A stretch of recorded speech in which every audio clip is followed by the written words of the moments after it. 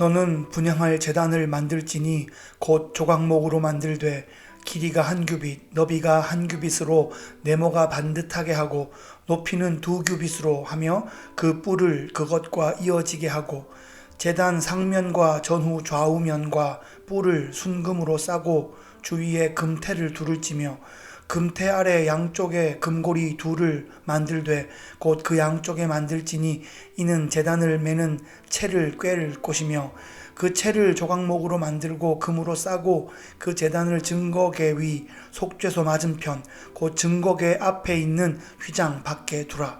그 속죄소는 내가 너와 만날 곳이며 아론이 아침마다 그 위에 향기로운 향을 사르되 등불을 손질할 때 살을 찌며 또 저녁 때 등불을 켤 때 살을 찌니 이 향은 너희가 대대로 여호와 앞에 끊지 못할지며 너희는 그 위에 다른 향을 사르지 말며 번제나 소제를 드리지 말며 전제에 술을 붓지 말며 아론이 1년에 한 번씩 이 향단 뿔을 위하여 속죄하되 속죄제의 피로 1년에 한 번씩 대대로 속죄할지니라.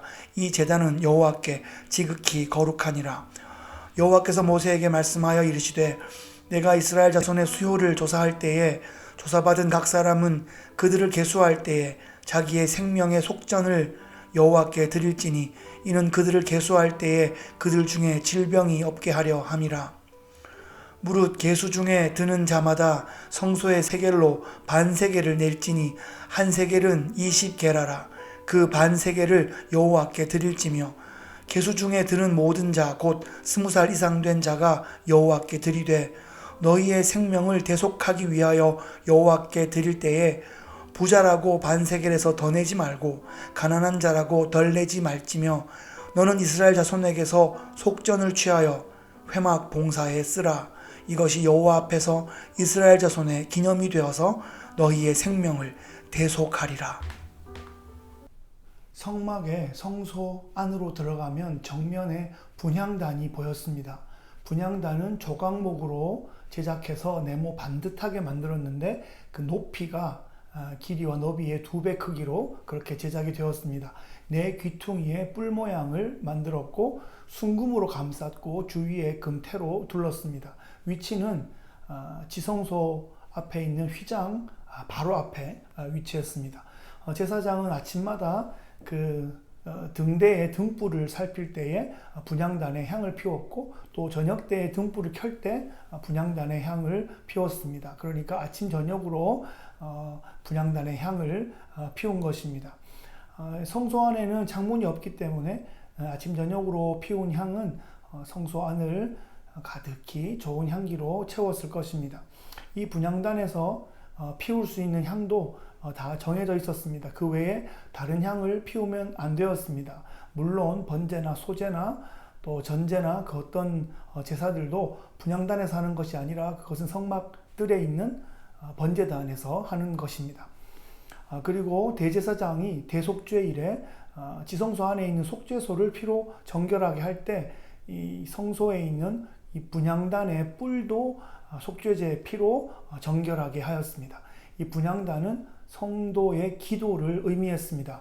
향은 아침 저녁으로 피워져서 성소를 가득히 채웠는데 성도의 기도도 아침 저녁으로 또는 그 사이의 모든 시간들을 하나님을 향한 기도의 마음으로 잘 채워져서 하나님과 또 우리 모든 성도들 사이를 향기롭게 해야 했습니다.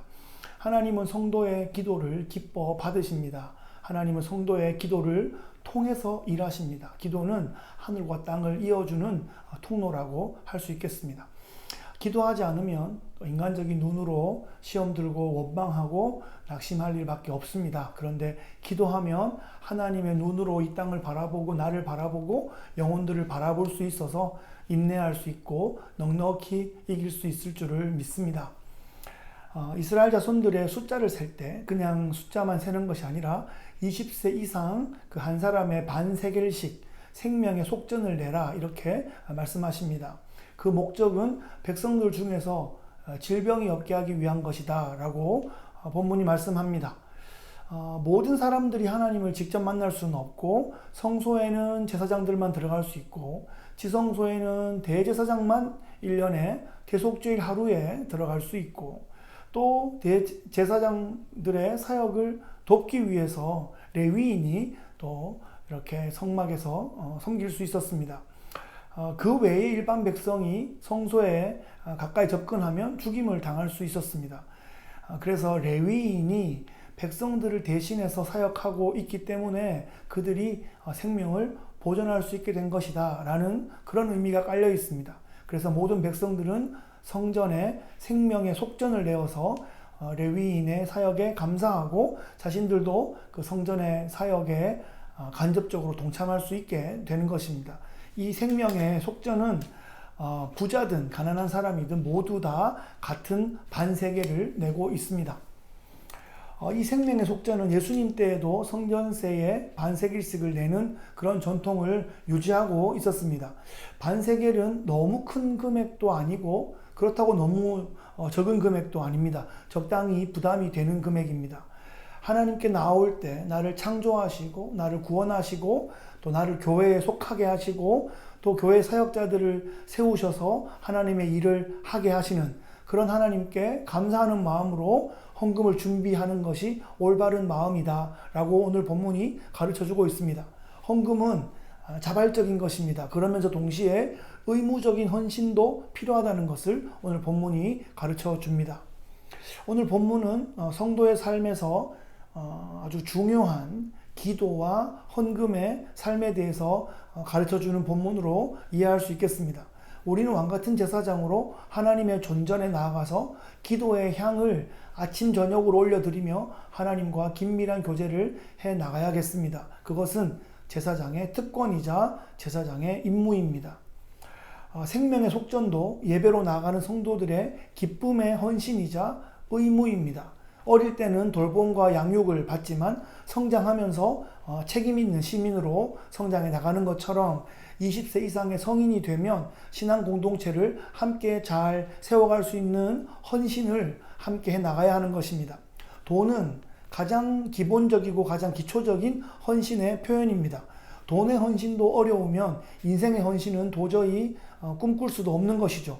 먼저 그의 나라와 그의 의를 구하면 하나님께서 모든 것을 채워주신다 약속하셨습니다. 그 놀라운 하늘의 법칙을 직접 경험하시는 그런 신나는 간증이 많아지는 복된 신앙생활 되시기를 예수 그리스도 이름으로 축복합니다.